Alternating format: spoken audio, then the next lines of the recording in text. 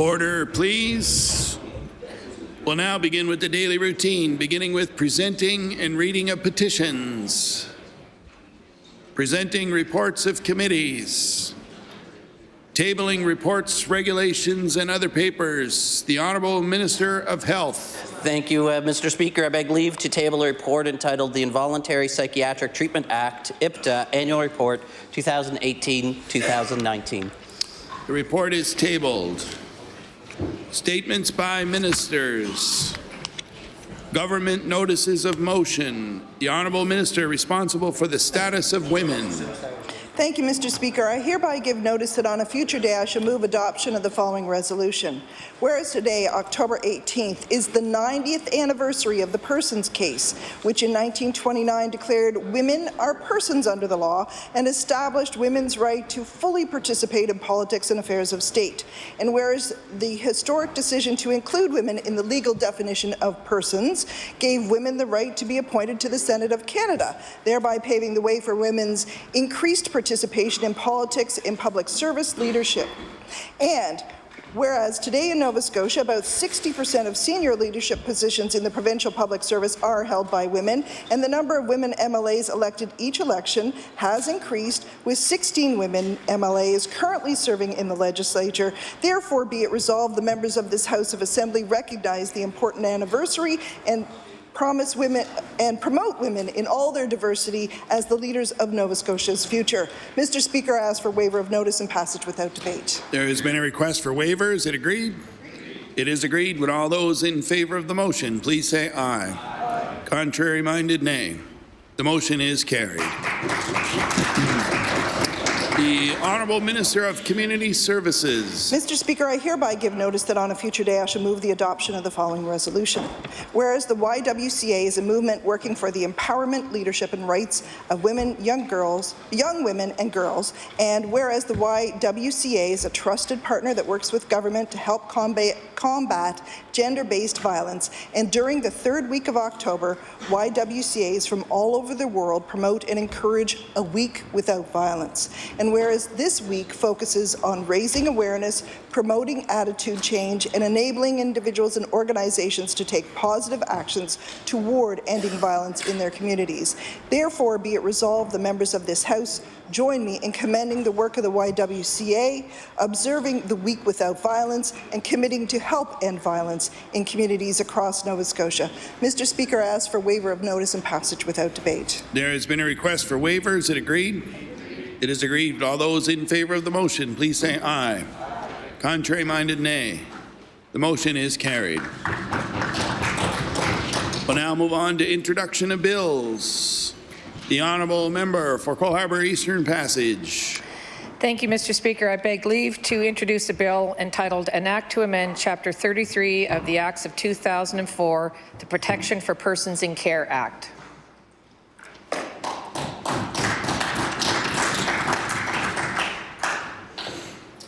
The Honourable Member for Cole Harbour Eastern Passage begs leave to introduce a bill entitled An Act to Amend Chapter 33 of the Acts of 2004, the Protection for Persons in Care Act.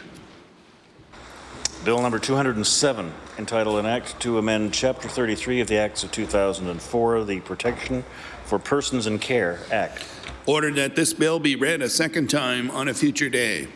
The Honourable Member for Dartmouth North. Thank you, Mr. Speaker. I beg leave to introduce a bill entitled An Act to Amend Chapter 4 of the Acts of 2004, the Health Protection Act.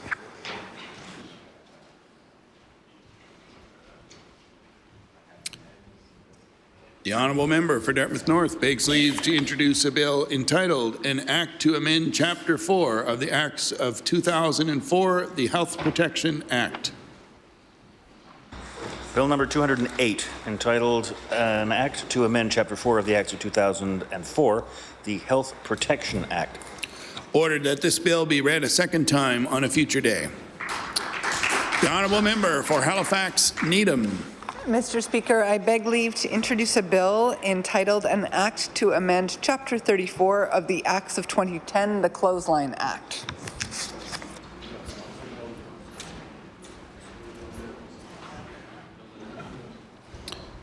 The The honourable member for Halifax Needham begs leave to introduce a bill entitled An Act to Amend Chapter 34 of the Acts of 2010, the Clothesline Act. Bill number 209, entitled An Act to Amend Chapter 34 of the Acts of 2010, the Clothesline Act. Ordered that this bill be read a second time on a future day. We'll now move on to notices of motion. Statements by members.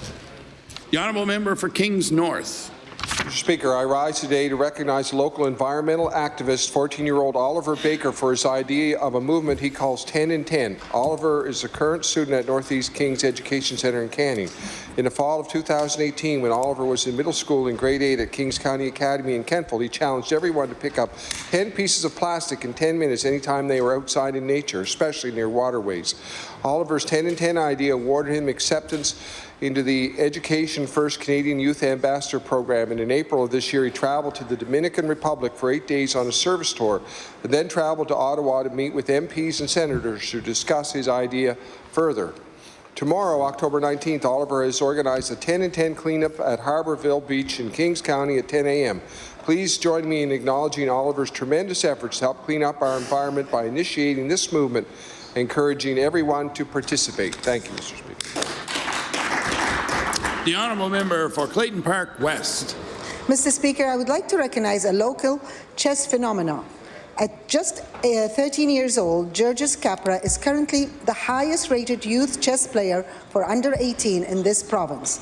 In addition, he is 7-time provincial champion for his grade level and has represented Nova Scotia nationally multiple times. Earlier this year, Georges went to Vancouver as a part of Team Nova Scotia, participating in the Canadian Chess Challenge. He holds the title of Grand Prix champion and tied for first place in Halifax Summer Open Championship when he competed with adult players. Beside improving his own performance, Georges helped revive and organize the chess club at Park West School. Georges' leadership extends beyond chess. On June 17th, Georges received the Chief Scouts Award for his leadership and volunteer service to the community. Mr. Speaker, would this House of Assembly join me in congratulating Georges on all his success? I am so proud to have such a dynamic youth in Clayton Park West. Thank you. The honourable member for Queens Shelburne. Thank you, Mr. Speaker. Mr. Speaker, nearly 40 years ago, Tom and Joan Stevenson of Port Jolly became aware of prolific folk artist John Smith from Shiros Island. Before his passing in 1968, Smith carved decoy ducks with a distinctive sparkle in their eyes, as well as other collectible works. The Stevensons recognized the importance of keeping Smith's memory and his art alive. They worked to create and publish a 32-page book that contains colored photos of his work and recounts recollections from those who knew him. Mr. Speaker, I am pleased to recognize and congratulate Tom and Joan for their efforts in preserving this piece of unique Nova Scotian history. If not for their efforts, the memories of John Smith and his distinctive work may very well have been lost and forgotten. Thank you, Mr. Speaker. The honourable member for Kings South. Thank you, Mr. Speaker. Mr. Speaker, Nova Scotia is home to many world-class universities that entice innovative leaders to live, work, and share their expertise within the rural parts of our province. Christopher Colbeck, VP Finance and CFO of Acadia University, is one of these leaders who brings a long list of accomplishments over his distinguished career. This week, he is in Ottawa to receive the 2019 Ron MacDonald Distinguished Service Award through the Canadian Research Knowledge Network. CRKN is a partnership of Canadian universities dedicated to expanding digital content. This award recognizes an individual who has demonstrated vision, dedication, and outstanding service in collaboration to advance knowledge in Canada. Previous to his leadership at Acadia, Mr. Colbeck led the financial planning for Dalhousie Medicine, New Brunswick in St. John, and the expansion of the UNB St. John campus, including the McKay residence in the Canada Games Stadium. I invite all members of the Nova Scotia House of Assembly to join me in recognizing Chris Colbeck on this prestigious award and his remarkable career within the Canadian academic community. Thank you, Mr. Speaker. The honourable member for Dartmouth East. Thank you, Mr. Speaker. I rise today to recognize Dartmouth East resident Thelma Gregan, Centre Director of the Scottish Rite Charitable Foundation of Canada, Learning Centres for Children, Halifax Branch. Thelma and her volunteers at the Scottish Rite Foundation use a one-on-one approach to tutoring children with dyslexia. Thelma ensures that those who would like to volunteer are qualified and provided with training at no additional cost. Not only do they help students, Mr. Speaker, but they also help parents and guardians understand dyslexia and how they can help their children. Mr. Speaker, I commend Thelma Gregan for her work done on behalf of the Scottish Rite Foundation and all the volunteers. Not only are they changing the lives of children who once struggled by giving them tools to thrive, but they also help build a love for reading. Thank you, Mr. Speaker. The honourable member for Halifax Needham. Mr. Speaker, I beg leave to make an introduction. Permission granted. Thank you. In the West Gallery, we're joined today by Ruth Wolpen. I'll ask her to rise, and I apologize, I don't know your husband's name, but Ruth Wolpen is very much the inspiration for the Clothesline Act that I just introduced. Some people will remember that there is already a Clothesline Act on the books. This is an amendment to allow all people to hang out their laundry in this time of climate change. It's an important but small thing that we can do, and certainly something that I enjoy doing. So thank you for joining us in the House. The honourable member for Bedford. Mr. Speaker, I'd like to share with the House some of the activities of a super Bedford volunteer. Anne-Marie Hughes has served as Secretary of the Catholic Women's League at St. Ignatius Church for 4 years. And here's a bit of what she's been up to. She organized a sew-a-thon for the IWK, producing 300 items including pillowcases, baby blankets, and knitted hats for newborns. She organized a harvest tea to support the work of the CWL. She sings in the church choir. She makes baptismal bibs for babies being baptized, and that's not all. Anne-Marie is also a Girl Guide leader and a school library volunteer. Mr. Speaker, I'm delighted that Anne-Marie has chosen to move here from Calgary. She's a delightful addition to Bedford, and I know all members will join me in thanking her for her contributions to life in our community. The honourable member for Lunenburg West. Thank you, Mr. Speaker. Mr. Speaker, Cal DeWolf of Conquerall Mills won the 2019 Scotiabank Blue Nose Marathon in Halifax last June. Cal won the men's full marathon in an impressive 2 hours, 34 minutes and 42 seconds, the third fastest time ever posted at the Blue Nose. He entered the race to get a qualifying time for the 2020 Boston Marathon, and it was the first time he raced over 17 kilometers. In 2017, Cal received an undergrad degree in philosophy at St. FX University, where he competed as a cross-country runner. He was named the 2016 AUS Men's Cross-Country Athlete of the Year, and he also captured an individual cross-country gold medal in his final year at St. FX in front of his parents and friends. Cal currently attends Dalhousie University, where he just entered his second year of law school. Cal says, "I run because I'm happiest when I'm active, and I'm still addicted to competition." He also loves the amazing running community that exists province-wide. Congratulations to Cal DeWolf for his success in athletics and academics. Thank you, Mr. Speaker.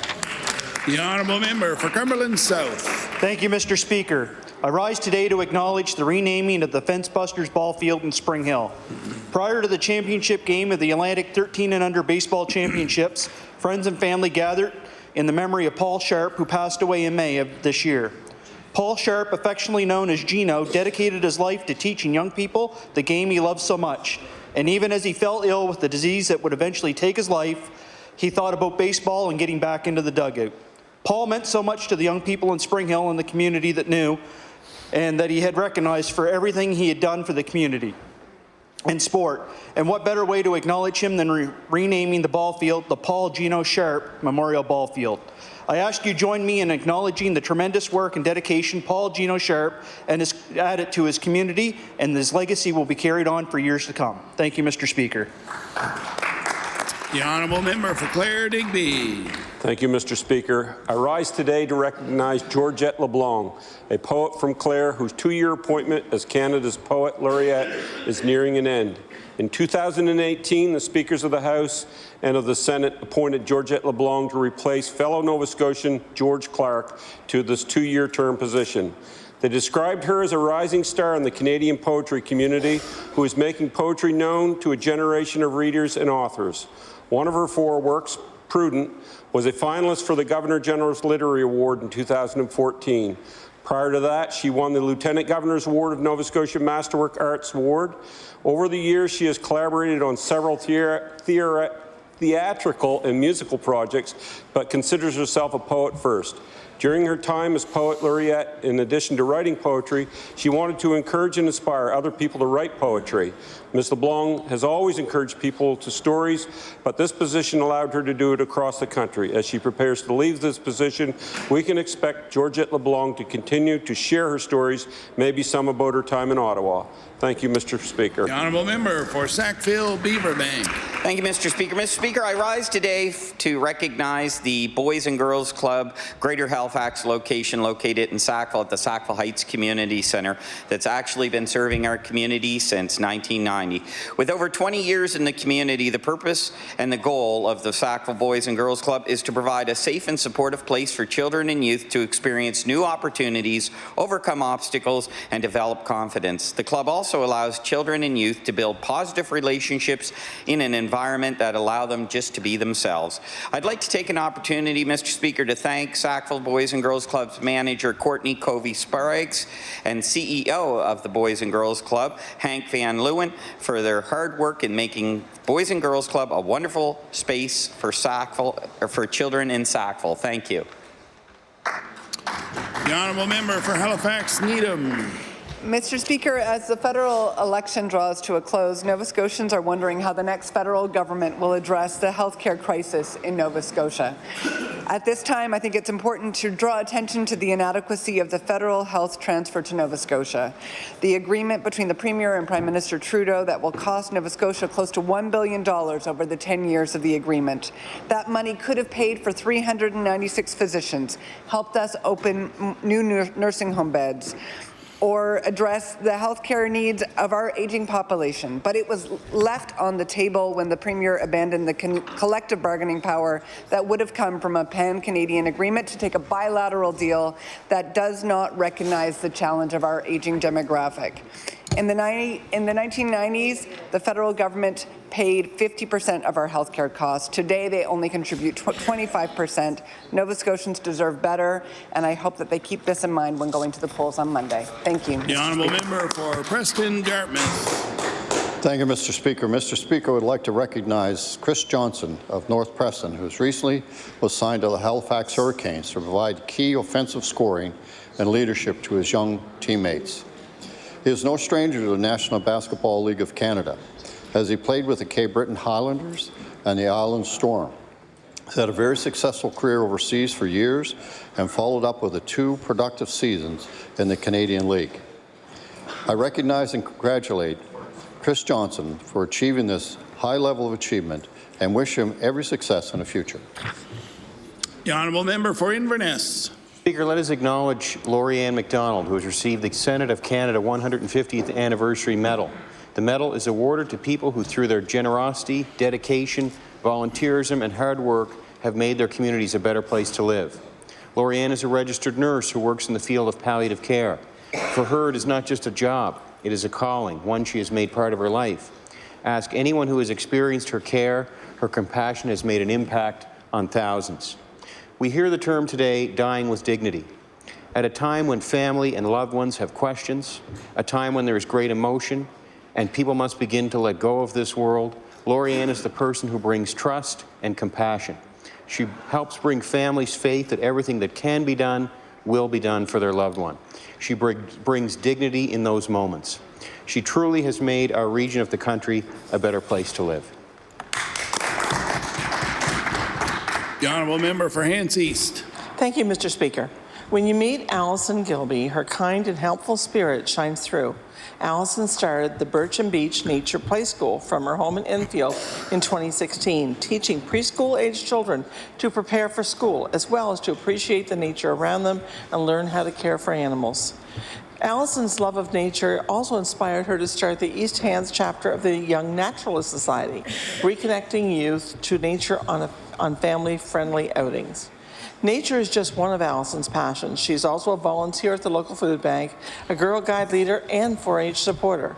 Mr. Speaker, Allison's dedication to her family, her neighborhood, her community, and the young people of East Hands is admirable. Ask anyone whose life Allison has touched, and they will say she is one of the kindest souls and leaves a positive impact on the lives that she touches.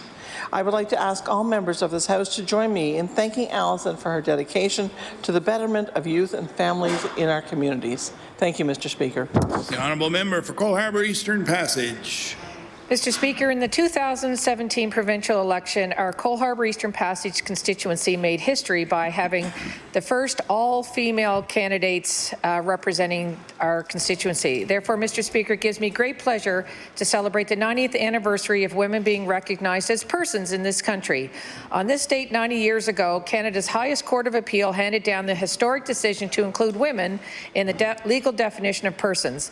This decision gave women the right to be appointed to the Senate of Canada and would not have been accomplished without the determination of the famous five: Emily Murphy, Irene Parlby, Nellie McClung, Louise McKinney, Henrietta Edwards. To my 50 past and present female MLA colleagues, congratulations on this milestone. We have come so far towards achieving gender equality in the last 90 years. I look forward to seeing how many more walls we can break down in our next 90 years as persons. Thank you, Mr. Speaker. The honourable member for Dartmouth South. Thank you, Mr. Speaker. I beg leave to make an introduction. Permission granted. I'd like to draw the members' attention to the gallery opposite, where we are joined today by a number of early childhood educators and their allies. When I call your name, if you would stand, and then you can receive the warm welcome of the House. Margot Nickerson, Daphne Hahn, Gillian McIsaac, Bobby Keating, Kristen McIsaac, Jacqueline Rodler, Lindsay Atwell. We're also joined by Nan McFadgen, President of CUPE Nova Scotia, and Naomi Stewart, National CUPE Rep. And if I've missed anyone, please stand as well. Please stand and receive the warm welcome of the House.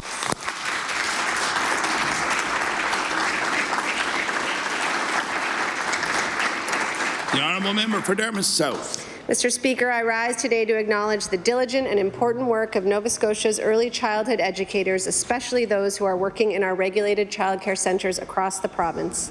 Mr. Speaker, I can honestly say, and have said before in this chamber, that if it wasn't for these amazing, mostly women, at least half of our caucus would not have had the ability to run and take our seats in this House.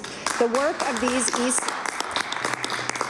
these ECEs help to mold and nurture our children and significantly contribute to the economy of this province by allowing mothers and fathers to move into the workforce knowing that their children are well cared for and loved. Unfortunately, many of these workers are barely able to subsist on the wages set by this province, and most have no benefits.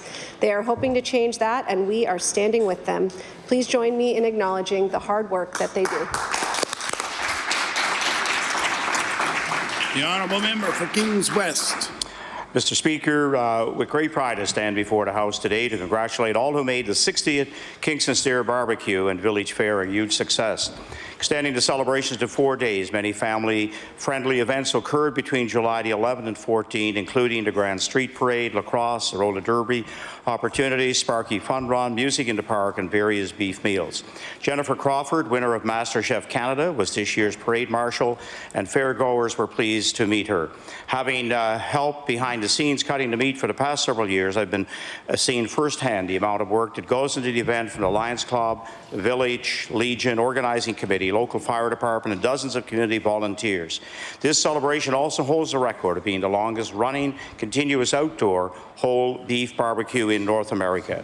Mr. Speaker, I'd ask the House to join me in thanking Greg Peck for his leadership, organizers, staff, volunteers, supporting partners and attendees for the best 60th celebration our community could have asked for. Thank you, Mr. Speaker. The honourable member for Sackville-Cobequid. Thank you, Mr. Speaker. Mr. Speaker, I rise today to congratulate this year's recipients of the Sackville Business Association's annual Business Awards, where this year's speaker was entrepreneur Mr. Tarek Haddad, Peace by Chocolate founder and CEO. Each year, the Sackville Business Association accepts nominations from the community for their annual Small Business Awards. From the 366 nominations received this year, Eurotech received the Best New Business Award, Brian's Barbershop was awarded the Best Customer Service Award, and Hella's Diner received the Business of the Year Award. The awards were presented by Mayor Mike Savage at the Sackville Business Association's breakfast yesterday, October 17th, in Lower Sackville. Mr. Speaker, I would like to ask that all members of the Nova Scotia House of Assembly join me in congratulating this year's recipients of the Sackville Business Association's Small Business Awards and wish them continued success. Thank you. The honourable member for Guysborough, Eastern Shore, Tracadie. Mr. Speaker, I rise today to remind us of all the unsung heroes that help our wonderful teachers do their jobs, maintain our facilities, and support our children's education.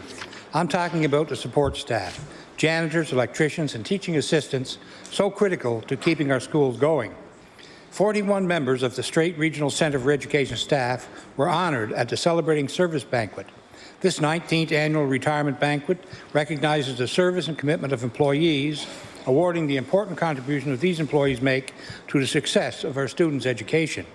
Specifically, I want to mention the contributions of Pat Batherson, an electrician at the Mulgrave Operations Centre, Raymond Bard, the head janitor at Chedabucto Education Centre, Guysborough Academy, and Jean-Jordan Robichaud, a teacher assistant at St. Mary's Education Centre Academy. Mr. Speaker, I'd like to congratulate these honorees for their service and commitment to the Strait Regional Centre for Education and thank Pat, Raymond, and Jean for all their hard work in our schools. Thank you. The honourable member for Pictou Centre. Mr. Speaker, I rise in the legislature today to recognize what I strongly believe is the lack of fairness or injustice towards a Pictou County injured worker, Daryl McKinnon. Mr. McKinnon, a former power line technician with NSP, was injured at his work site on February the 13th, 2012. Extensive medical reports from several of our best specialists were prepared and sent to WCB. The findings clearly indicated that his medical problems were directly linked to his workplace injury. Nevertheless, denial follows denial, appeal follows appeal, and the appeal tribunals continue. WCB often ignore the findings of independent specialists. Because initial evidence presented was never properly considered at the time of the hearings, this information becomes stale and is not able to be presented again according to WCB policy. The board requests new evidence. They'll often send the injured worker to a doctor of their choice, a doctor being paid for by WCB. There's no doubt of the outcome of these appointments. Thank you, Mr. Speaker. The honourable member for Halifax Armdale. Mr. Speaker, I rise to recognize Scott Fleming for his hard work, business success, and voluntary contributions to our community. A civil engineer by training, he is the co-owner and vice president of the Ocean Fleming family business. He has served on the board of directors of Phoenix Youth Programs and the Fleming Charitable Foundation, which has supported many local organizations, including Metro Turning Point, Bryony House, Lurch, Halifax, and more. This year, Scott led the Springvale Under the Stars organizing committee, helping raise money for the school community's neighborhood improvement fund. It was a fantastic crowd that attended the outdoor film screening. I ask members of the legislature to join me in thanking Scott and the entire committee, Alex, Casey, Heather, Lauren, Jay, Jill, Deb, Bruce, Allison, and Derek, for their efforts in bringing our community together. Thank you.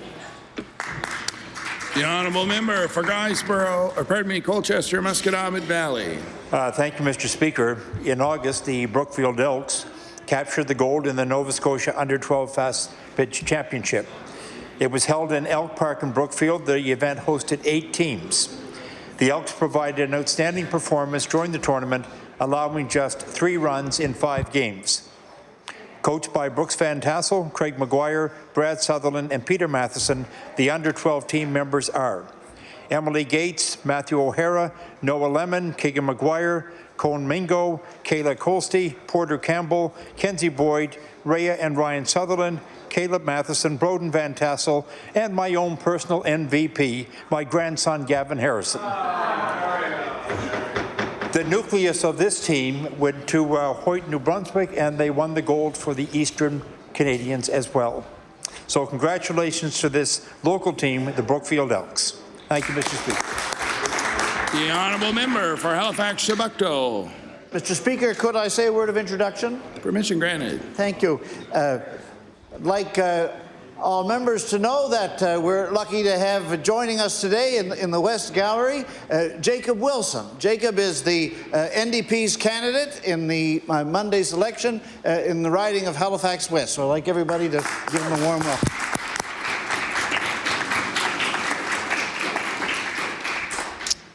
The honourable member, is that two? An introduction? The honourable member for Halifax Needham on an introduction. Not an introduction. The first one was an introduction. The honourable member for Halifax Needham. Thank you, Mr. Speaker. I rise to congratulate two local businesses that bring people together in one neighbourhood of Halifax Needham. This Sunday, Dinah's Sourdough is turning 1 and the Baby Boutique is celebrating 4 years in business. They are located next to each other on Novalee Drive.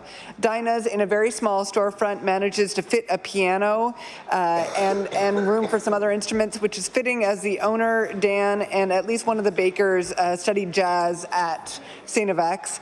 But mostly it's a place to get bread and other baked goods, or maybe grab a coffee and sit in the window.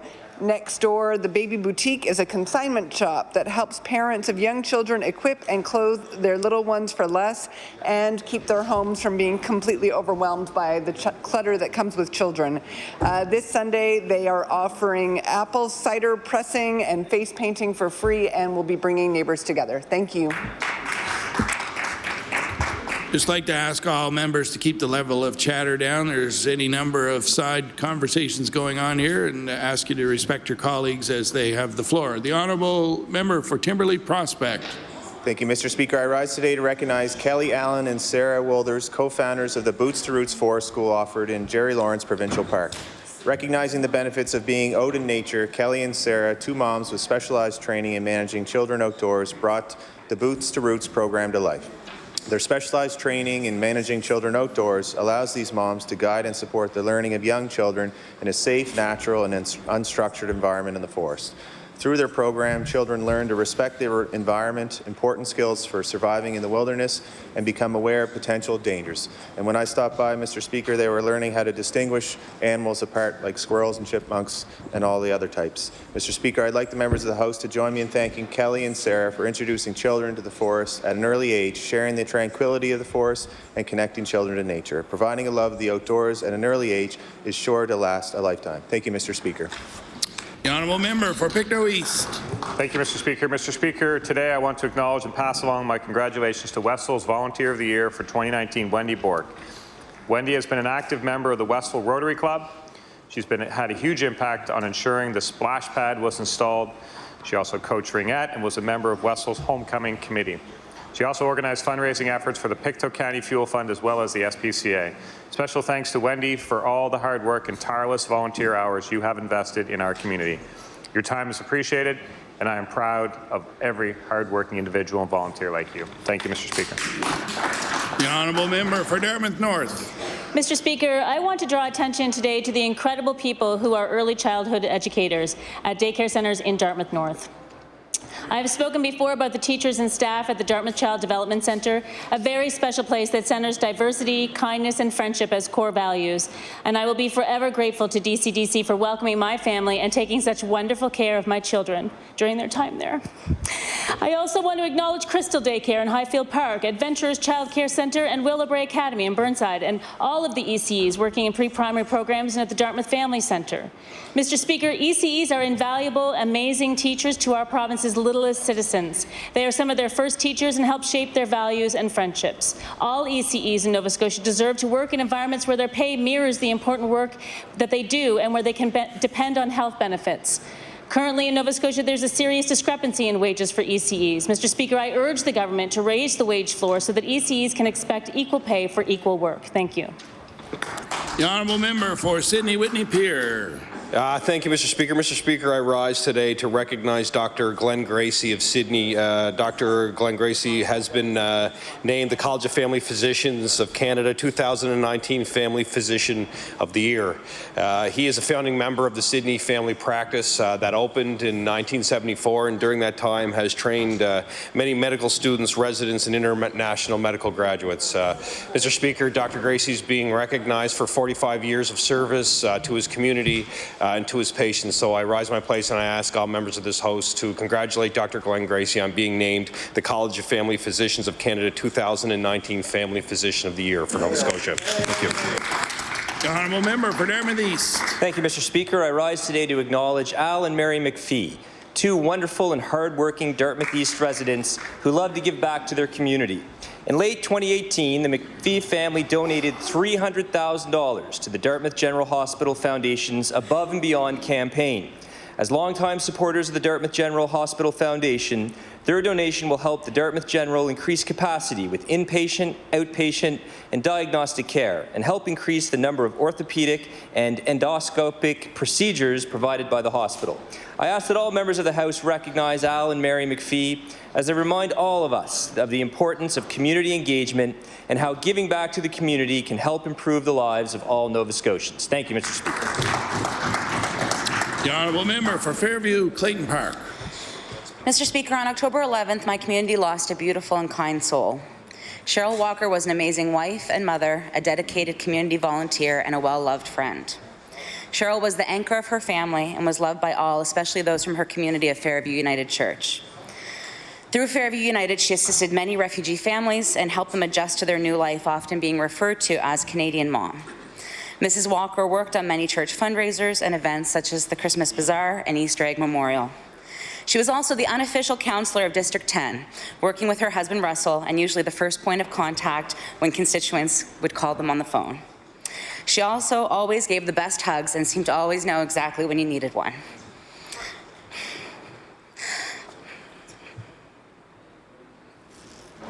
Mr. Speaker, I ask that the members of this House join me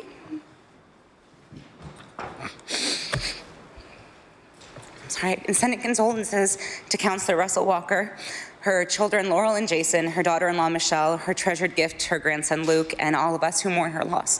Thank you.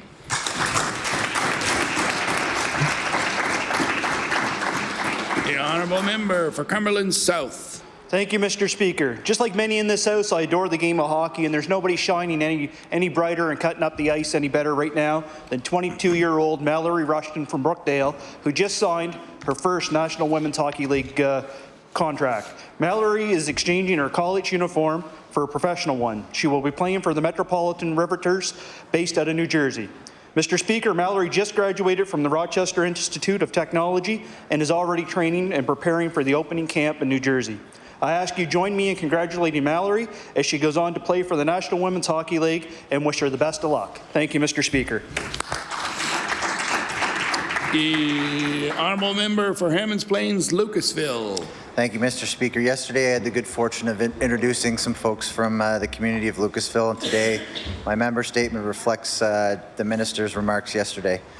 I'd like to acknowledge the 60th anniversary of the Wallace Lucas Community Centre, which took place on August 24th, 2019. The community centre was built on land donated by Lucasville resident Wallace Lucas and once served as the community's only school at a time where racism made it impossible for young black Nova Scotians to attend school in that community. It continues to remain a vital part of the community, hosting anniversaries, birthday parties, meetings, and other social events. We celebrated the anniversary with a barbecue, dance, and opening ceremonies, which were attended by the local councillor, the Minister of African Nova Scotian Affairs, and my colleague from Sackville-Beaverbank, who is actually a former student.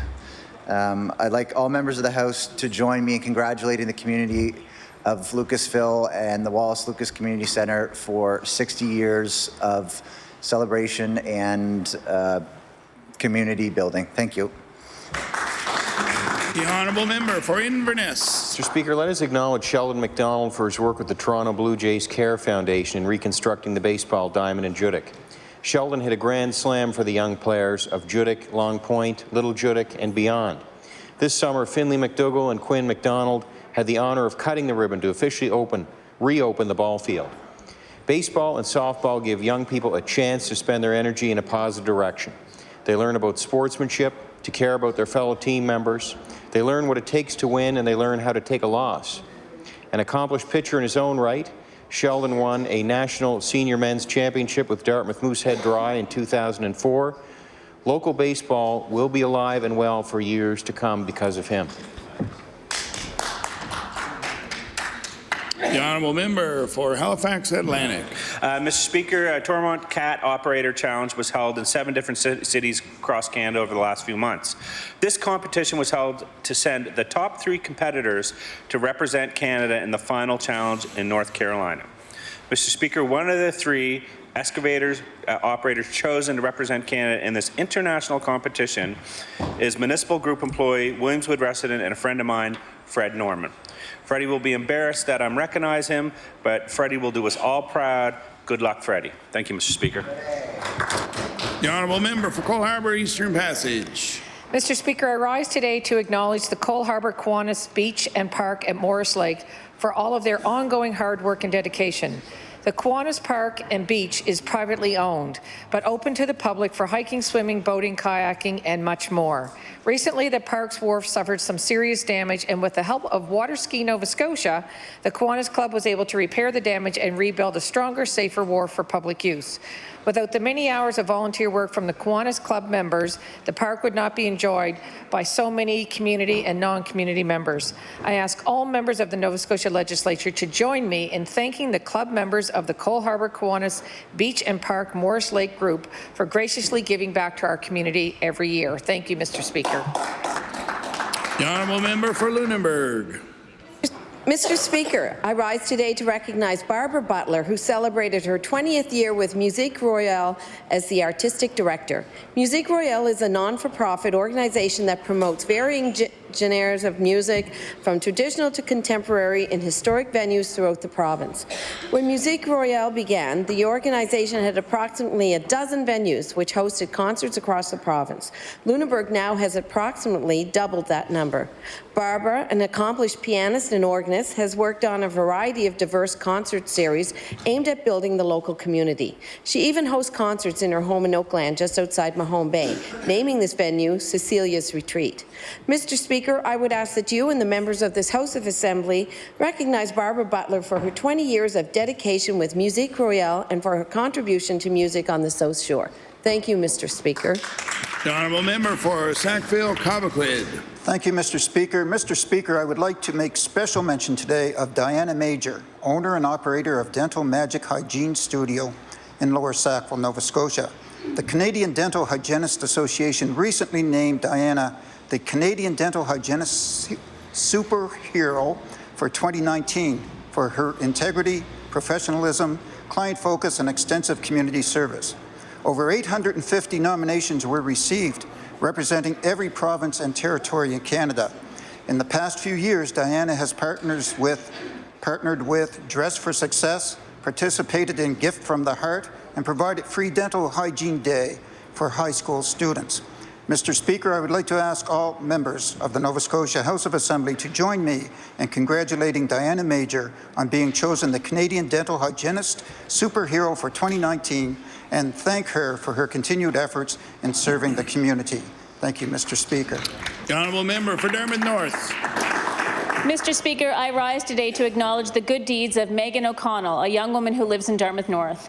In the lead up to the Thanksgiving weekend, Megan, a grade 7 student at John Martin Junior High, organized a bottle drive to donate to Frank McKay House, the shelter in North End Dartmouth.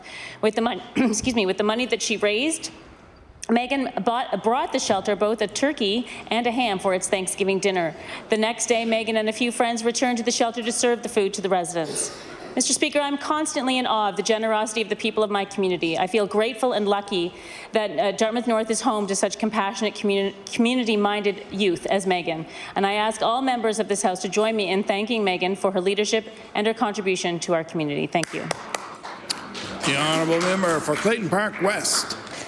Mr. Speaker, I would like to acknowledge an employee of the Mascot Aquatic Club for his outstanding success in coaching. Jonathan Pike has been the lead coach at Mascot Aquatic Club for the past 6 years. In 2016, Jonathan led Mascot to their first ever Canadian National Championship. As a former member of the National Canoe and Kayak team, he knows what it takes to prepare for a competition. He has had success in both national and international competitions. His athletes have won at Junior Awards, Senior Awards, and Canada Games. The camaraderie he inspires amongst the athletes and the discipline required to achieve their goals are invaluable in shaping the character of our youth. Mr. Speaker, I ask the members to join me in recognizing the great job Jonathan is doing and wish him continued success in the future. Thank you. The honourable member for Pictou Centre. Thank you, Mr. Speaker. Mr. Speaker, not everyone is comfortable to strike out on their own as an entrepreneur and take on the task of being a business owner. After 25 years in one career, Craig McCackern continues to branch out, motivated by a strong sense of initiative and a desire for independence. McCackern, owner of Craig's on Main in Glasgow and the Tweed Suit in Truro, is a well-known and popular barber and hairstylist. Craig is a creative person and recently expanded his professional horizons as a traveling teacher for Red Can Canada. His additional responsibilities will take him on the road, traveling to different provinces in Canada, teaching barbering. His presentations focus on traditional and modern barbering skills and techniques to stylists and barbers. We know that Craig will continue to be a successful entrepreneur, and we wish him the best of luck on his next leg of his journey. Thank you, Mr. Speaker. Honourable member for Lunenburg West. Thank you, Mr. Speaker. Mr. Speaker, the Health Services Foundation of the South Shore celebrated its 25th anniversary in 2018 with an incredible year of highlights. The one that shone the brightest, according to Executive Director Arlene Stevens, is the construction of a minimally invasive surgical suite, which was funded primarily by a generous donation of $1 million from the Sander family. The suite is a dream come true for the operating staff. Previously, the South Shore Regional Hospital had been the only regional hospital without such a unit. To mark its milestone anniversary, the Foundation launched Project 25 in 25 with a lofty goal of purchasing 25 pieces of new hospital equipment for South Shore Regional and Fisherman's Memorial Hospital, which it proudly achieved and exceeded. The Foundation also resurrected its support for physician recruitment through a strengthened relationship with the Nova Scotia Health Authority and a 5-year infusion of $500,000 from Jim and Carolyn Evans, who want this donation to act as a catalyst, allowing the Foundation to re-establish its collaborative role with the Nova Scotia Health Authority. Thank you to the staff, board members, volunteers and donors who are the driving force behind the Foundation's awe-inspiring year. Thank you, Mr. Speaker. The honourable member for Colchester, Musqueam Valley. Thank you, Mr. Speaker. Sometimes there's a student who does it all, wants it all, and earns it all. This is the case with 18-year-old Marika Schenkels of Shorts Lake, who completed her high school credentials through a scholarship to the Marine Science Lab at the Lester B. Pearson World College in Victoria, BC. She's now studying medicine at the University of St. Andrews in Scotland with a $200,000 scholarship through the McEwen Foundation. These opportunities don't come to just everybody. They are the result of a history of hard work, community involvement, parental encouragement, and diverse interests. In Marika's case, these interests include volleyball, women's rights, videography, 4-H, community health, swimming instruction. I wish to commend Marika on earning these outstanding awards. Thank you, Mr. Speaker. Honourable member for Bedford. Thank you, Mr. Speaker. Laurie Shea has been an indispensable member of the Bedford Minor Basketball Association for many years. She's held many key roles for multiple years each: president, treasurer, tournament facility manager, scheduler, to name a few. Lori makes sure everyone in the club feels welcome and appreciated, and she really focuses on developing children as players and as people. As president, she implemented training for coaches, and she ensured the organization remains on a good fiscal footing. Many other organizations have benefited from Lori's passion and professionalism as well, including the school advisory committees at Bedford South School and Rocky Lake Junior High School, the Bedford South Playground Committee, the Bedford Beavers Swim Team, Metro Basketball Association, and CP Allen Basketball. So I'd like to thank Lori Shea for her many contributions to Bedford and thank her for the many, many hours of volunteer work that have helped make our community such a great place to live. The honourable member for Pictou East. Thank you, Mr. Speaker. Mr. Speaker, today I want to acknowledge Wendy Woods. Wendy has been an avid runner for many years and now has started to dip her toes in the water and take a bicycle out for a spin. She participated in this year's Melmerby Triathlon and was presented with the 2019 Paul McDonald Memorial Triathlete Award. This award is handed out every year to honor Paul and given to the person who reminds everyone of Paul in some way. Paul McDonald was an avid runner, triathlete, and 14 years ago died of a stroke. Paul often tried to get his friends involved, and he was definitely hooked himself. Good luck on your next race adventures, Wendy. I hear that you also completed an Ironman this summer too, and I'm so proud of the hard work and dedication that athletes put into training for these types of events. Keep it up, Wendy. Thank you, Mr. Speaker. The honourable member for Antigonish. Thank you, Mr. Speaker. Appreciate the opportunity to bring the members' attention to an important organization that I think we're all familiar with. That organization, Mr. Speaker, is L'Arche. What people here, I think, understand, especially if they have a L'Arche community in their region, Mr. Speaker, is that the whole principle of L'Arche is rooted in relationships and belonging. We all understand the valuable role they play in developing community for the residents and within the broader community that we serve. But what members may not realize, Mr. Speaker, is that this year marks the 50th anniversary of L'Arche Canada and 40 years of L'Arche Antigonish, Mr. Speaker. So I want to acknowledge and thank all of the many volunteers and staff that support the L'Arche community in Antigonish and across the world. But indeed, Mr. Speaker, most importantly, let's take this moment to recognize the many residents of L'Arche who really contribute to our communities. Thank you. The honourable member for Preston Dartmouth. Mr. Speaker, we'd like to recognize Complete Care Hospital for Pets in Lake Echo on the celebration of their 10th year anniversary. With an open house and customer appreciation on July 13th, 2019. The Complete Care Facility Hospital for Pets understands the special bond we have with our pets. They are dedicated to the health care and needs of companion animals. They, in addition to full-service small animal hospital, offer equestrian, farm call service, and a home call service. I recognize and congratulate Mr. Tom Selleck and the Complete Care Hospital for Pets on their dedication to the health of our companion animals. The honourable member for Halifax Citadel, Sable Island. Mr. Speaker, I'd like to invite everybody in the House today at noon downstairs, where there will be over $400,000 worth of grants given out to the programs on our campuses that are supporting changing the culture of sexual violence. And so an invitation to all members of the House. Thank you, Mr. Speaker. The honourable member for Guysborough Eastern Shore, Tracadie. Mr. Speaker, I rise today in recognition of the 100th anniversary of the Sunnyvale United Baptist Church. Founded in 1919, the Sunnyvale United Baptist Church has been a pillar of the community and an important place for worship and fellowship. The first mention of the Sunnyvale Baptist Church appears in the minutes of the 66th annual session of the African United Baptist Association. The African United Baptist Association of Nova Scotia was founded by Reverend Richard Preston in 1854. The association now comprises of 19 historically black Baptist churches in Nova Scotia. Past leaders include Reverend M.P. Montgomery, Reverend A.F. Skinner, Reverend Kenneth Tynes, Reverend Winfred Bryant, Reverend Peter Paris, Reverend Harold Cornish, Reverend Lionel Mariah, and Deacon Ira Jewell.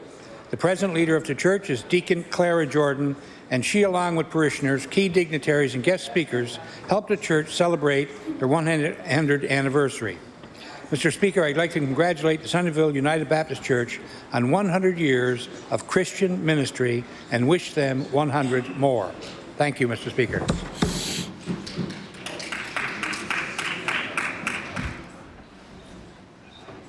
The honourable member for Northside Westmount. Thank you, Mr. Speaker.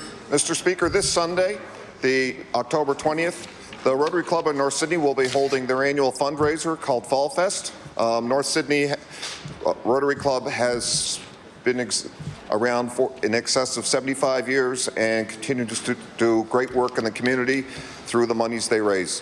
Thank you, Mr. Speaker.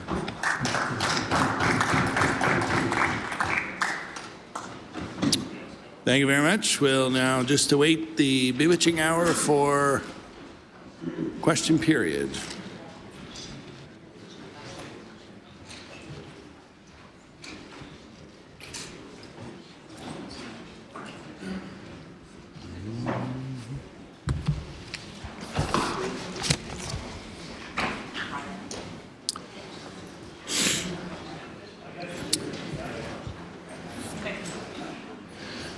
We'll now move on to oral questions put by members to ministers. The Honourable Leader of the Official Opposition.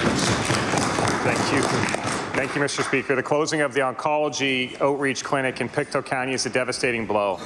It's a major loss for patients that have already been triaged as the sickest, and they're often elderly and under financial pressure. This group of cancer patients already had enough to deal with, and now they have to travel and be away from their support system. The issue has been brought up many times about doctors being overworked, but it's been brushed off by this government. The oncologists that come to New Glasgow are a very dedicated group, and many feel that good graduated residents were not given the opportunity to remain in Nova Scotia. This government closed our short-stay mental health unit for 3 months about 5 years ago. We know that when things are gone, they sometimes never return. I'd like to ask the Premier, is there a plan to restore this important oncology service to Pictou County? The Honourable Premier. Mr. Speaker, I want to thank the honourable member for the question. He's right. There is a group of dedicated physicians who have been traveling the province, in Pictou and Yarmouth as well, Mr. Speaker, on those sites. They had given notice that as of November they would be removing that service based, in fact, they needed a number of other support, other physicians as part of that. I want to tell the honourable member there's been an ongoing conversation to ensure that we can support what they're looking for. At the same time, Mr. Speaker, it's been part of the physician negotiations that has been winding through the process, looking forward to that coming to a resolution. And at the same time, as you would know, those Nova Scotians who require that initial consult will receive that, Mr. Speaker. The Honourable Leader of the Official Opposition. Thank you, Mr. Speaker. With planning, this was preventable. But this is what happens when you don't make doctor recruitment a priority and you don't respect the efforts that our existing physicians and specialists put in. This is what happens when you fail to grasp the issues that are happening in healthcare and what needs to happen today to make sure Nova Scotians can access healthcare. This is what happens when healthcare professionals are pleading for support from this government for years and years, and it doesn't come. This was entirely preventable, Mr. Speaker, with good planning. I'd like to ask the Premier, when will this service be restored to Pictou County? The Honourable Premier. Mr. Speaker, I want to thank the honourable member for the questions. And again, I want to thank those physicians, Mr. Speaker, for the work that they've been doing across our province, Mr. Speaker. It is not only oncology, Mr. Speaker, there's been pressures on this healthcare system for over a decade, Mr. Speaker. The fact of the matter is, successive governments ignored the fact of the transformation that was required from, the honourable members are right, the call from healthcare providers who were saying the current system would not sustain itself, and they were absolutely right. It's why we're working with them, and it's why I've been very pleased to continue in the negotiations. Look forward not only to deal with the issue the honourable members are referring to, but many of the other ones, Mr. Speaker, that were ignored by successive governments. The Honourable Leader of the Official Opposition. Mr. Speaker, after 6 years as the Premier, it's time to stop blaming other people and take some responsibility for what's happening in healthcare. It's time to pick up the mirror. Now we have 65 cancer patients in New Glasgow who need to drive to Halifax for the compassionate care that they need, because this government in 6 years hasn't figured out healthcare resource needs. And the Premier can focus on past governments all he wants, but it doesn't help those 65 patients who now have had their life turned upside down.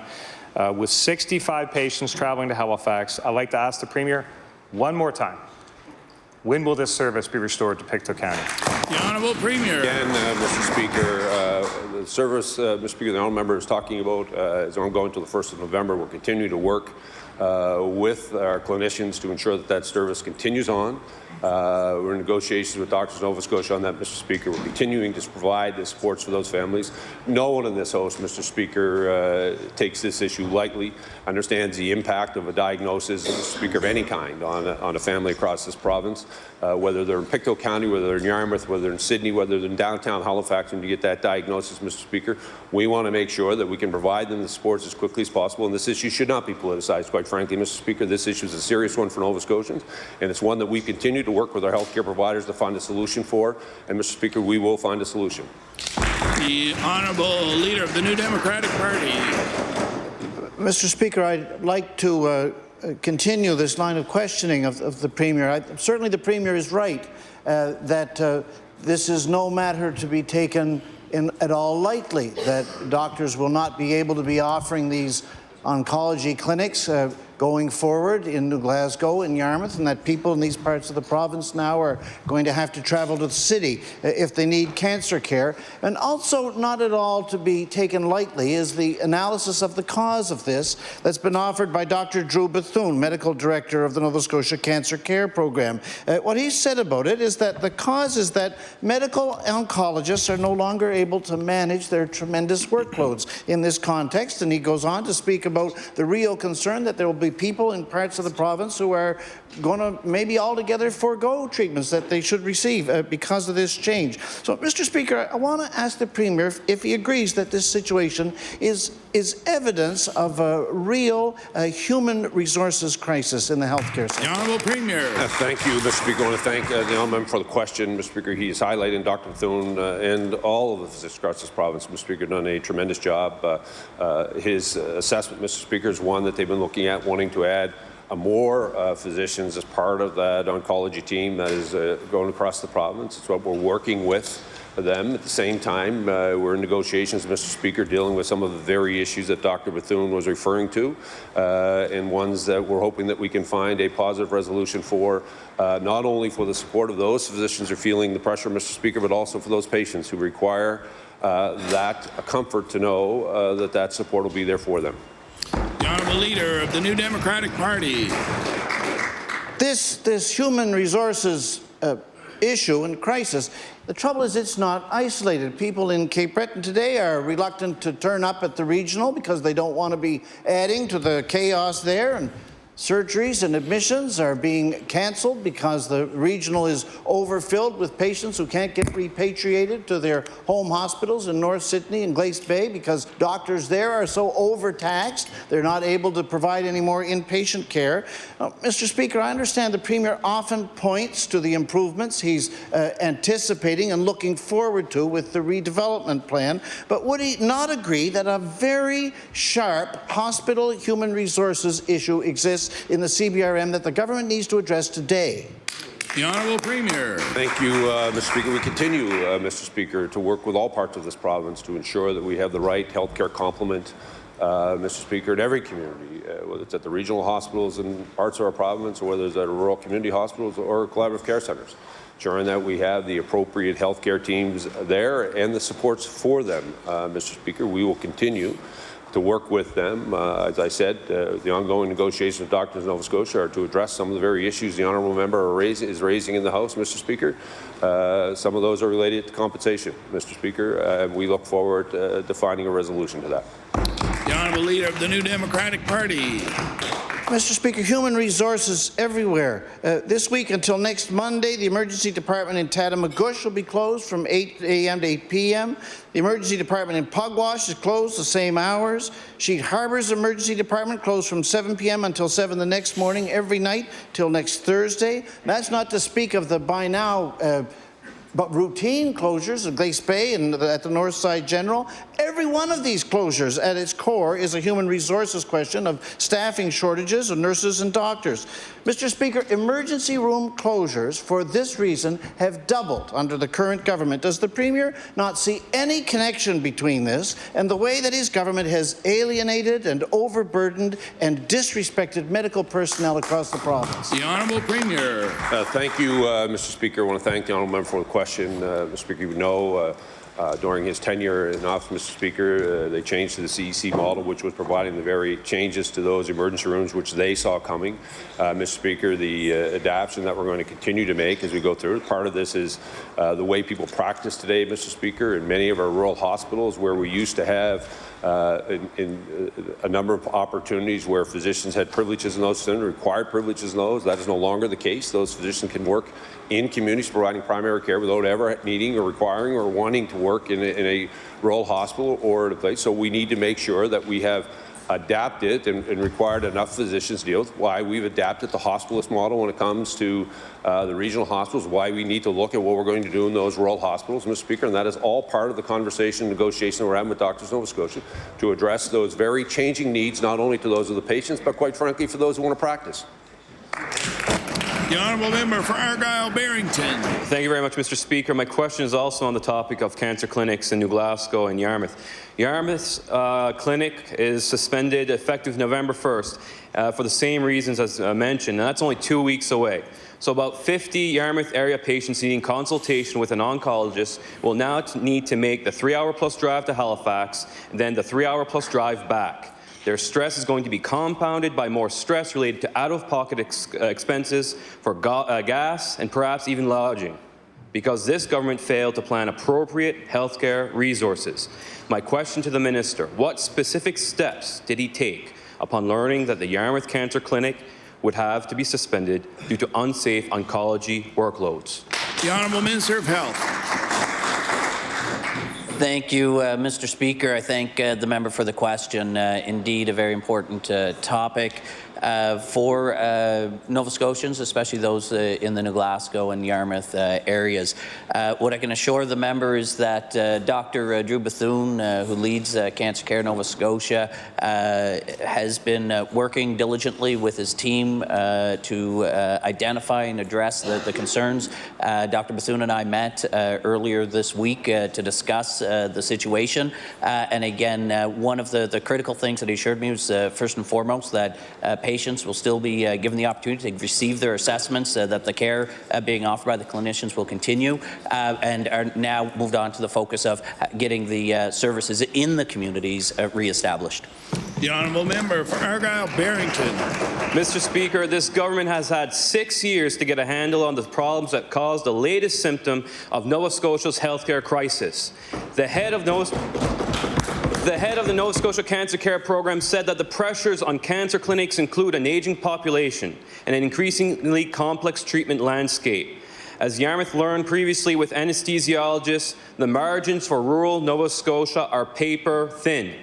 We know that Nova Scotia isn't the only jurisdiction facing these problems, but we do know that we have not seen the leadership that we need to help navigate the terrain so we don't end up in situations like the one that is in front of us right now. My question to the minister, had he received any indication prior to this week from the Division of Medical Oncology, the Nova Scotia Cancer Care Program, or the NSHA, that the pressures on the cancer clinic program are reaching a breaking point? The Honourable Minister of Health.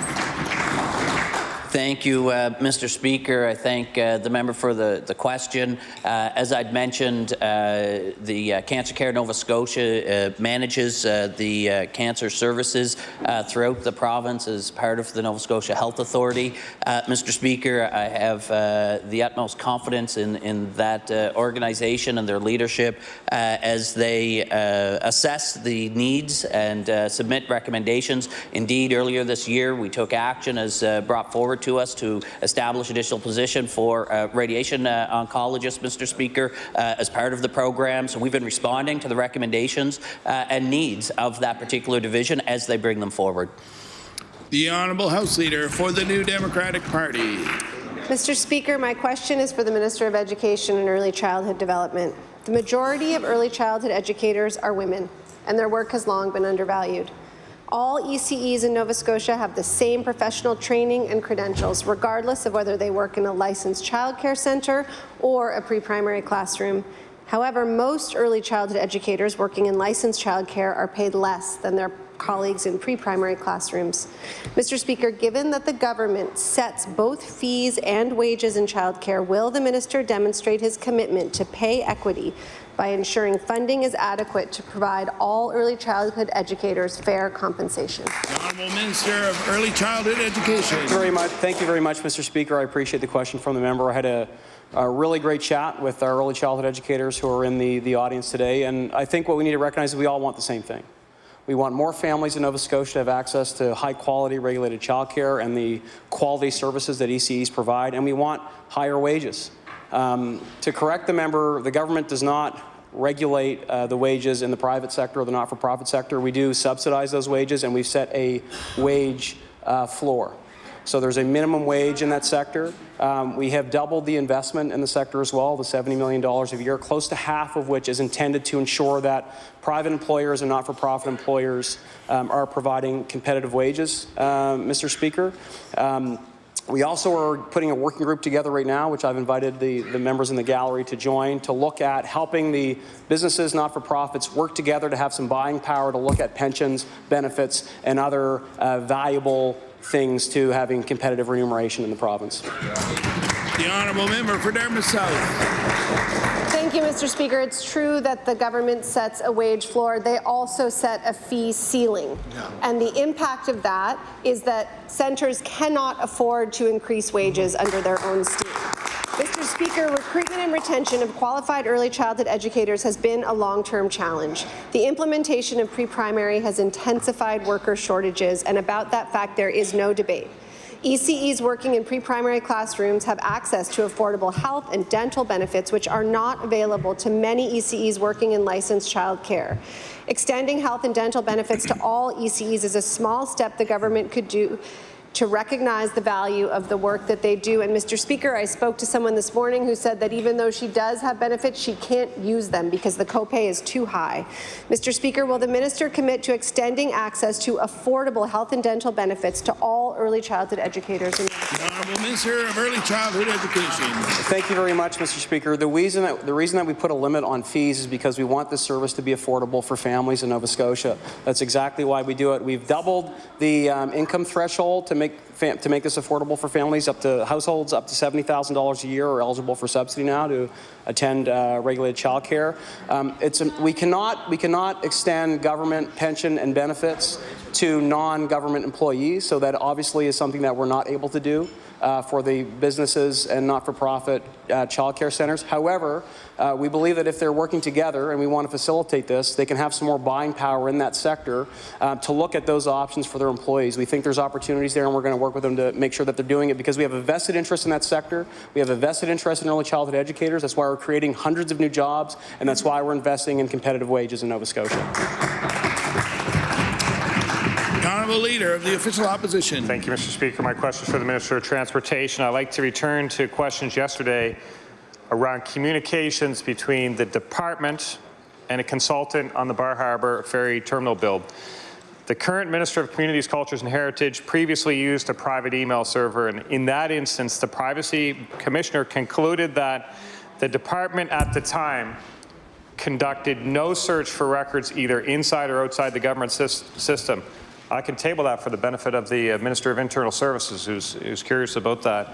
But I'd like to focus on the minister's insistence yesterday that email is equally subject to freedom of information, and when his own government's track record suggests the exact opposite, according to the Privacy Commissioner. Will the minister confirm for this House today whether communications and the reporting of the progress of the ferry terminal build were conducted via private email servers? The Honourable Minister of Transportation and Infrastructure Renewal. Thank you, Mr. Speaker, and thank the member opposite for the question. As indicated yesterday, the Minister's office is not involved in the FOIPOP process, and I strenuously object to the drive-by smearing of the integrity of great people who work for the Department of Transportation and give all for their public service. Thank you. Order, please. Just like to remind the Honourable Minister that those are kind of unparliamentary terms, drive-by smearing. The Honourable Leader of the Official Opposition. Retracted. The Honourable Leader of the Official Opposition.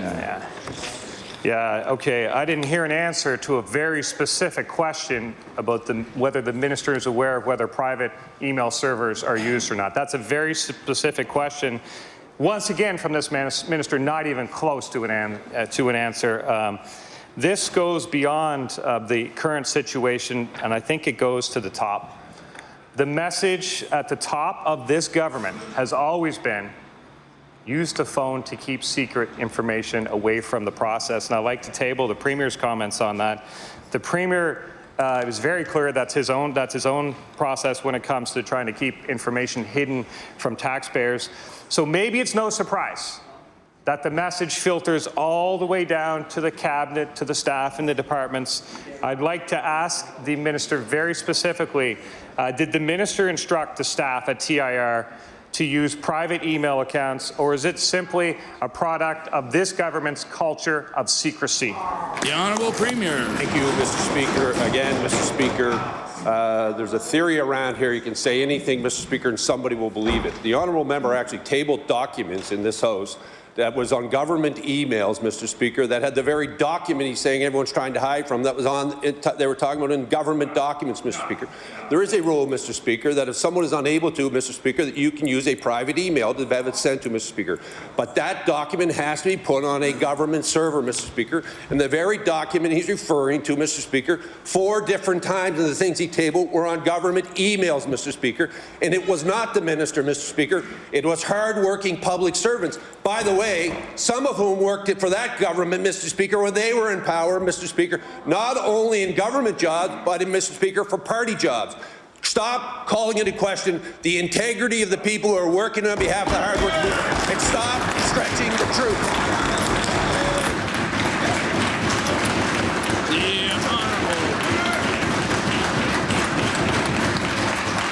Leader of the Official Opposition. Hit a nerve with the culture of secrecy, and obviously it does come from the top and filter down, Mr. Speaker. I would like to return to our weekly question about the Hurricane Dorian crane collapse fiasco that this government is running. Everyone's happy to see that the removal is progressing. But there is still a question that hasn't been answered. This government accepted a lot of liability. We want to know how much. It would be really nice if this government has asked that question as well. We're no closer to finding out how much. We're no closer to finding out if this government has any interest in how much the cost might be. So I'd like to ask the Minister of Transportation, should he be allowed to answer, I'd like to ask the Minister of Transportation if he can give this House some indication of the potential cost for the crane removal. The Honourable Minister of Transportation. Thank you, Mr. Speaker, and thank the member opposite for the question. Work on cutting and dismantling the tower has been pushed back a little bit because of the recent storm. The good news is that the great job that those folks did, risking life and limb to secure and fasten the tower, has worked. We went through that windy day yesterday without any problem. It's very challenging and is impacted by the weather, and we really appreciate the patience of the people who have been displaced and whose lives have been interrupted by this, and we're working very hard to get them back to normal as soon as we can. The Honourable Leader of the Official Opposition. Thank you, Mr. Speaker. The question is how much? And I could ask any series of questions about the Department of Transportation. and I think we know what kind of answer we're going to get, but it won't stop us from asking the questions the Premier is anxious to answer on the first opportunity. Give the Premier an opportunity to answer this time. Can the Premier enlighten Nova Scotians how much liability is accepted on behalf of taxpayers? The Honourable Premier. Speaker, the honourable member would know, Mr. Speaker, this has been a challenging file. The crane, Mr. Speaker, is owned by one company. It was hired by another developer. The crane collapsed, Mr. Speaker, on another building. We had to step in, Mr. Speaker, around the indemnification for companies that were coming in to secure that site, Mr. Speaker. The reality of it is, as we've said in this House many times, we did an ultrasound before we went in on the site to see what damage had been done by the crane, Mr. Speaker. The second of all, Mr. Speaker, now... Order, please. Order, please. The Honourable Premier has the floor. Mr. Speaker, it's ongoing, Mr. Speaker. As we also said, Mr. Speaker, we'll be doing a further ultrasound when the crane is down there and work is removed, Mr. Speaker, to do a full assessment, Mr. Speaker. That, at the time, will give us an indication, Mr. Speaker, of the full and total costs associated for the province when it comes to that particular site, Mr. Speaker. But unlike opposition members, Mr. Speaker, we don't have the luxury to make it up, Mr. Speaker. We have to actually do the hard work, Mr. Speaker, to ensure we secure the protection of the people, Mr. Speaker, and we make sure, Mr. Speaker, we provide opportunities for people in this province, Mr. Speaker, no matter how often they want to interrupt. No matter how often, Mr. Speaker, they want to continue to interrupt and avoid the facts. The reality of it is, Mr. Speaker, this province is moving. That community is safer, Mr. Speaker, and Nova Scotians are grateful for this government for not making it up. The Honourable Member for Victoria the Lakes. Thank you very much, Mr. Speaker. I hope we're afforded the same extension of time as the Premier was with that answer. Mr. Speaker, my question is to the Minister of Health and Wellness. Mr. Speaker, in the last House session, the former member for Northside Westmount raised the ongoing exodus of ophthalmologists from Cape Breton. At the time, the Premier said he was very confident that his government could attract the necessary eye care specialists to replace those leaving the island permanently. The Minister would know that Cape Bretoners need timely access to eye care services close to where they live, because the alternative is paying out of pocket to travel as far as Halifax for appointments and follow-ups. So my question to the Minister is, does he share the Premier's early confidence in the capacity to replace those ophthalmologists that Cape Bretoners depend upon? The Honourable Minister of Health. Thank you, Mr. Speaker. I thank the member for the question. As the member rightly indicated, the need of eye care and support services provided by our dedicated clinical staff and physicians is important and valued services for the people, not just of Cape Breton, but the entire province. What I can advise the member, there were several new ophthalmologists that were attracted to and hired within the Eastern Zone, which does serve the people of Cape Breton. There's still opportunities, Mr. Speaker, I believe, in the Cape Breton region itself for the Sydney industrial area, and that work is ongoing. The Honourable Member for Victoria the Lakes. Mr. Speaker, a recent letter from the Canadian Council of the Blind has raised some question about the confidence of the Minister and the Premier. It points out what we already feared, that 4 of the 5 ophthalmologists serving Cape Breton left their practices by June 2019. I'll table that letter, Mr. Speaker. It points out there's no plan known to their patients as to how the province will replace those ophthalmologists. And this raises serious concerns, Mr. Speaker, particularly among those seniors who rely on local eye care for glaucoma treatment, maintaining independence and ensuring quality of life. So my question to the Minister is, what is the Minister's specific plan to attract the necessary ophthalmologists to Cape Breton? The Honourable Minister of Health. Thank you, Mr. Speaker. Again, recognizing the importance of these services. What I can advise is, as I'd answered in the previous question, the Nova Scotia Health Authority, with their recruitment initiatives, have been successful attracting several candidates within the last year. I believe 3 new ophthalmologists serving the Eastern Zone, Mr. Speaker, which is the zone which encompasses the Cape Breton region that the member's referencing, again, directly in the Sydney industrial Cape Breton region. There continues to be some vacancies, but the fact that they attracted and hired 3 ophthalmologists, Mr. Speaker, within the zone within the past year, I think shows that the member should have some confidence in the effectiveness of the Nova Scotia Health Authority's recruitment initiative. The honourable member for Inverness. Mr. Speaker, this question could be energy, could be NSBI, could be minister responsible for the UARB. I'll let whoever wishes answer. Millions of dollars have been invested in the construction of an LNG terminal at Bear Head near Port Hawkesbury. It has been constructed on prime industrial property once owned by Nova Scotians through their government. The establishment of this terminal would boost the local economy, and the location is strategic from an energy perspective. Has the minister been made aware that the current owners, LNG Limited, have signalled an intent to discontinue Nova Scotian operations? The Honourable Minister of Business. Thank you, Mr. Speaker, and I thank the member for the question. Certainly, I don't have that detail. I've never been given that indication whatsoever.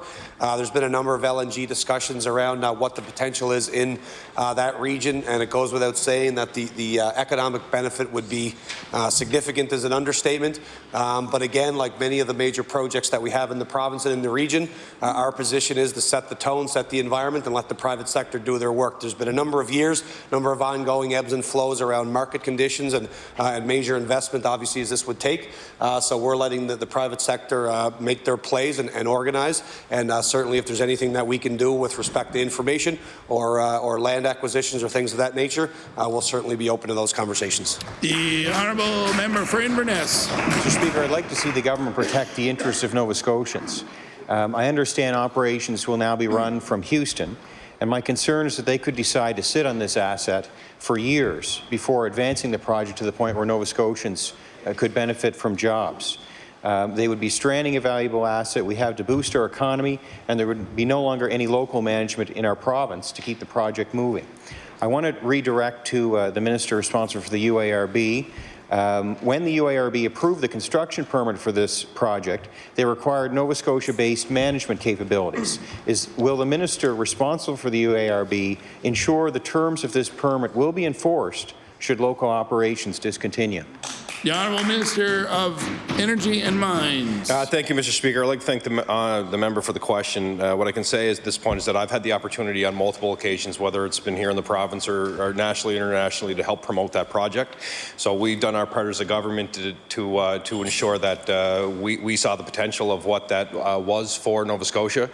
We will continue to do that. As my colleague has said, the Minister of Business, a lot of this is dictated by private sector investment and decisions, but from our perspective as a government, I've had multiple opportunities to represent their interests to ensure that that everyone was aware of the potential of that project and what it meant to this province. The honourable member for Dartmouth North. Mr. Speaker, my question is for the Minister of Labour and Advanced Education. We know that across Canada, racialized people earn an average of 87 cents for every dollar that their white peers make, and that for racialized women, that gap is even more significant at 67 cents to the dollar. Mr. Speaker, can the Minister of Labour and Advanced Education tell us how much racialized people who work full-time year-round in Nova Scotia make compared to a white male in the same situation? The Honourable Minister of Labour and Advanced Education.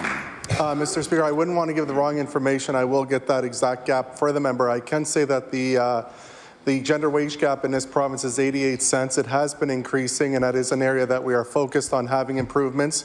In the area of African Nova Scotians, Mi'kmaq, there is a wage gap, and that's why we have various programs in the Department of LAE, which I would encourage people, and especially in this House, to know about them so you can tell your constituents. We have Pathways to Shipbuilding, where we've had graduation class of females, we've had graduation class of Mi'kmaq, we've had graduation class of African Nova Scotians, and as people in their communities, and this has been reported back to me directly, see other people in their communities in this roles, they strive for those. Our Premier has done an incredible job in terms of bringing gender parity to the benches, and I think all young women will see themselves in those roles to become a judge in the future. And as well, Mr. Speaker, there's been a lot of minorities who have been put on the bench as well, and I think that's a positive for this province. Thank you, Mr. Speaker. The member for Dartmouth North. Mr. Speaker, we have laws around pay equity to ensure that there is no disparity in pay between employees who do the same or similar work based on their sex. Earlier this year, a review of Nova Scotia labour standards regime recommended improving our legislation to guarantee pay equity for all employees, regardless of their employment status, race or ethnicity, ability or disability, or age, in addition to their gender. Mr. Speaker, will the minister support the suggested amendment to our Labour Standards Act? The Honourable Minister of Labour. Mr. Speaker, as I had said before, these are areas that we are working on, and legislation has been brought in and it will continue to be brought in as evidence proves that it will actually reduce the gender wage gap and as well racialize the differences. As the member speaks, she is correct that it is illegal to pay one person a lower amount or a different amount based on their race. What I can say is that where the difference in wage gap happens is globally. So globally, people in these marginalized positions are making a lower wage, and that's also why in our Graduate Opportunities program, we have allowed, in our Graduate Opportunities programs, we have bonuses for people who are minorities, we have bonuses for people who are in underrepresented groups, and what that will do is ensure that they get their first job, because if those people are being racialized from the start of their careers, if we can get them into their first job, that will also in the future help eliminate that wage gap, Mr. Speaker. The Honourable Member for Kings North. Mr. Speaker, my question is for the Minister of Justice. Mr. Speaker, the Dartmouth Mental Health Court has been very successful for many years and served the citizens of HRM very well. People with mental health issues who are charged with an offence related to their condition can be sent to mental health court as an alternative to criminal court. A court-mandated treatment plan can literally save lives and has done so in some instances. However, mental health court is only available in HRM and not throughout the province. This service could have a very positive impact on those struggling with serious mental health issues across this province. Can the Minister of Justice tell the House if there is a plan to have mental health courts available throughout Nova Scotia? The Honourable Minister of Justice.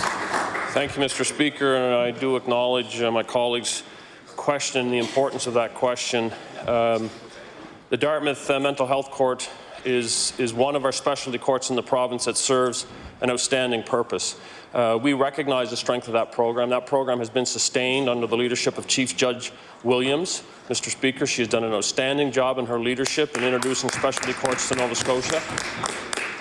That court model, Mr. Speaker, actually has expanded. There is an addictions court within the Annapolis Valley, and most recently, Mr. Speaker, a wellness court that captures both domestic violence and addictions service courts in the Bridgewater community, Mr. Speaker. So the importance of the question is very relevant to this floor and to Nova Scotians.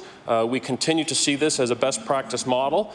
We have expanded that program, and we will continue to do so into the future. The Honourable Member for Kings North.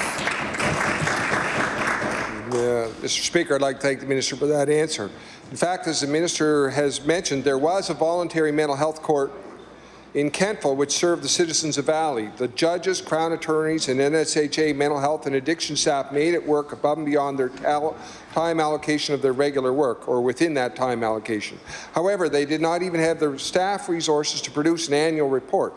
A former Liberal Justice Minister and Deputy Premier stated, "We recognize there's a need for more specialty courts. We believe it, we think it's the right thing to do, and I'll table that." My question for the Minister is, given the dire need of mental health court services in the Valley, in Yarmouth, in Cape Breton, Pictou County, will the Minister do the right thing, restore a mental health court in Kentville, and evaluate a province-wide expansion of that court? The Honourable Minister of Justice.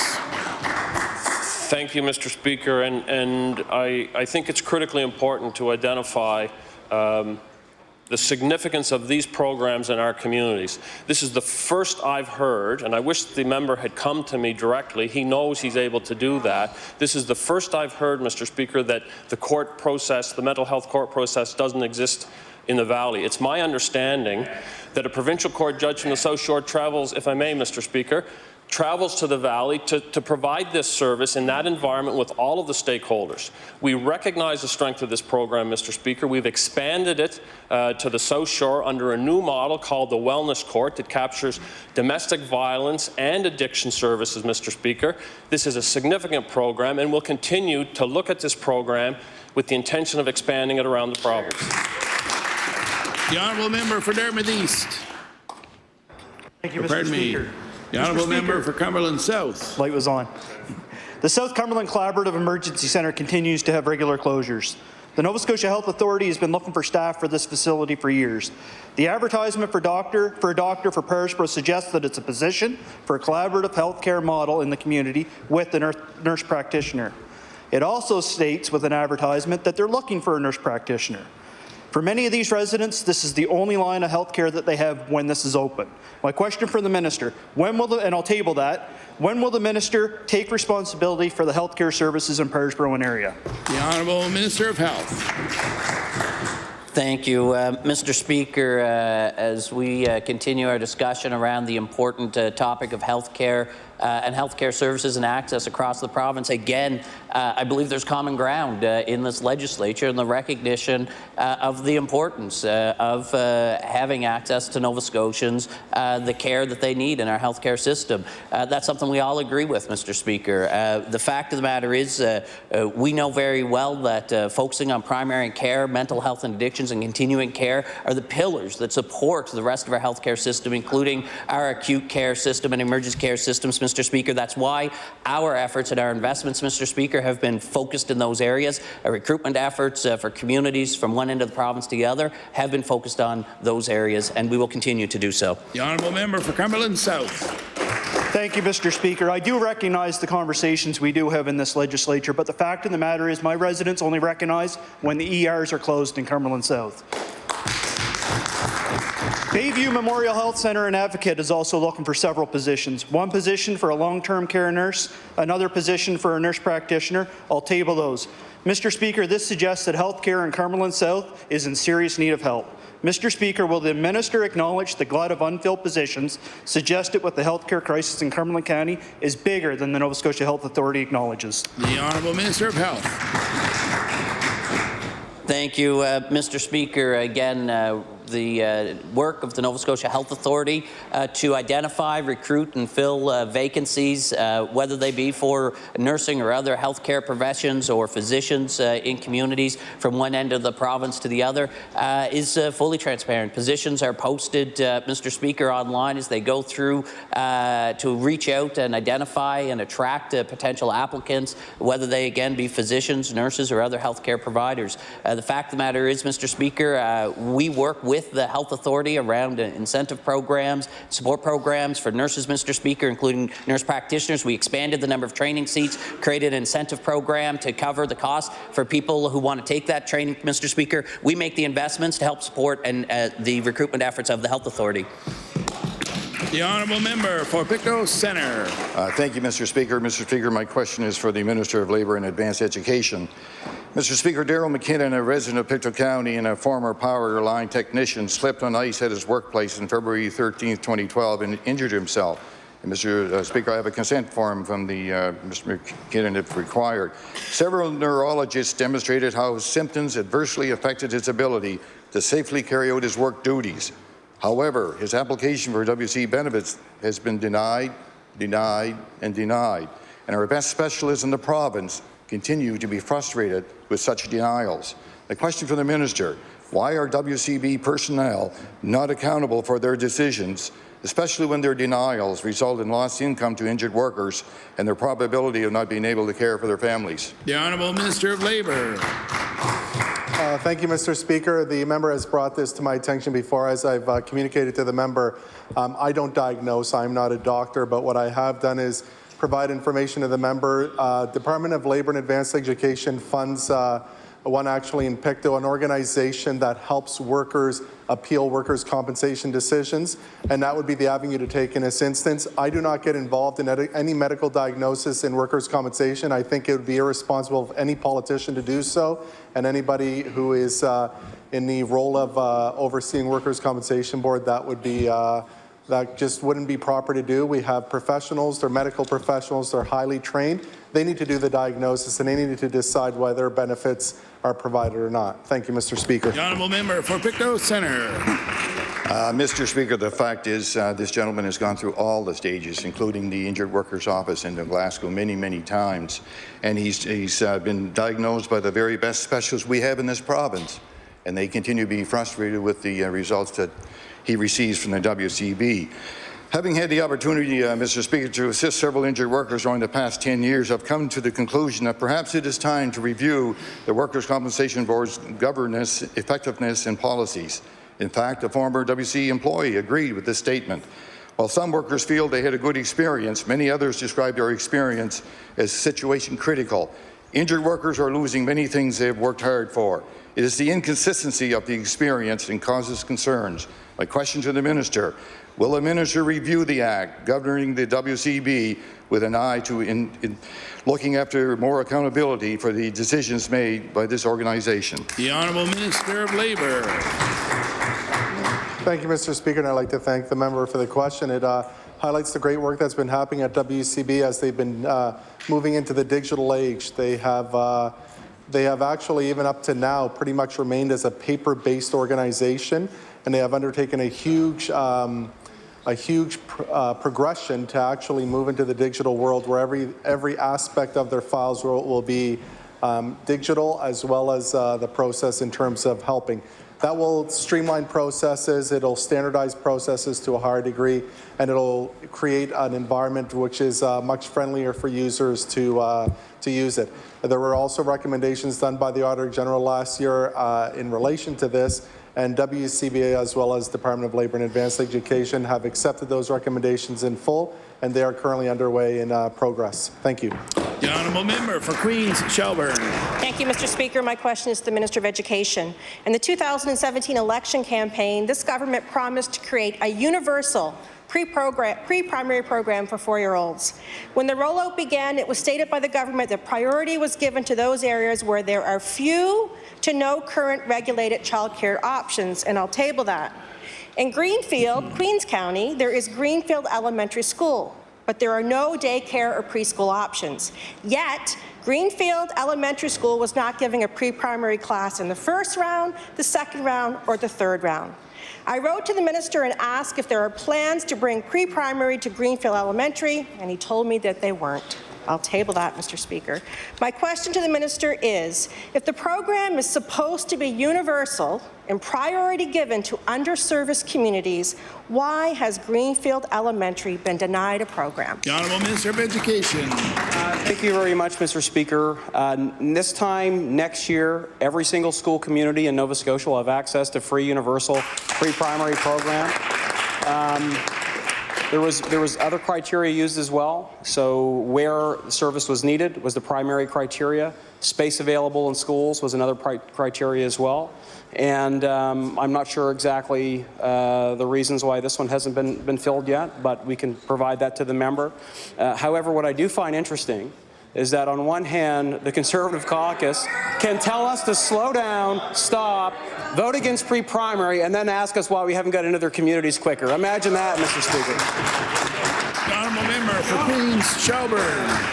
Oh my, Mr. Speaker. I'm really glad to hear that Greenfield will have a pre-primary program next year. I'm really glad to hear that.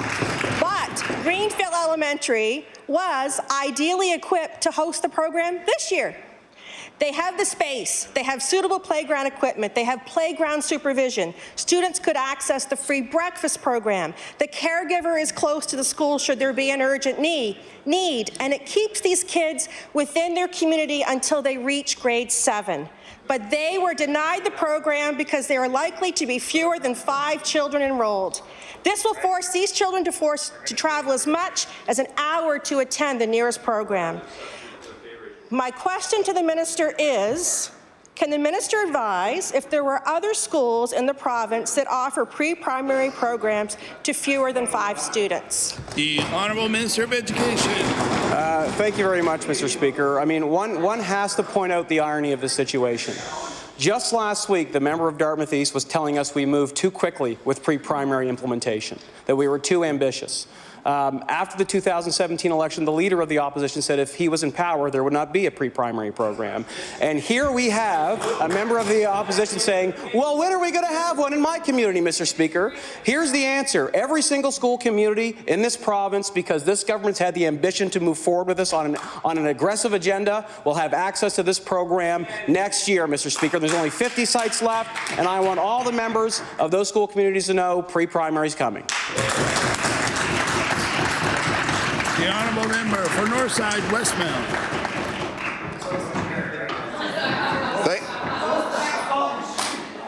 Thank you, Mr. Speaker. Mr. Speaker, my question is to the Minister of Transportation. Once again, it's rutting season in Cape Breton. Highway ruts, Mr. Speaker. The twinning of Highway 125 was completed in 2011. There have been continuous issues with ruts developing in both the east and westbound lanes for many years. These ruts cause dangerous levels of pooling, which subsequently increases the risk of hydroplaning, losing control of one's vehicle.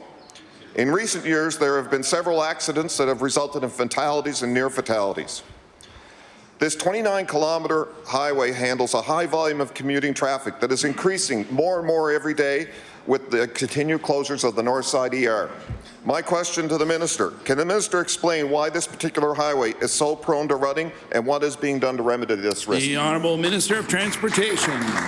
Thank you very much, Mr. Speaker, and I really appreciate the question, and I want to assure the member that public safety is our #1 consideration at the department, and I'd be happy to investigate this more fully with him at his leisure. Thank you. The honourable member for Northside Westmount. Thank you, Mr. Speaker. I thank the Minister for that answer. Scheduled repaving is currently occurring in a section where there was an accident earlier this year due to rutting. The paving was too late for this driver.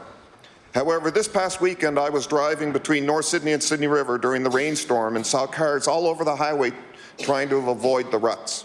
In particular, cars were in eastbound lanes near Campbell's Hill were hitting water-filled ruts with the water shooting up over the tops of their cars.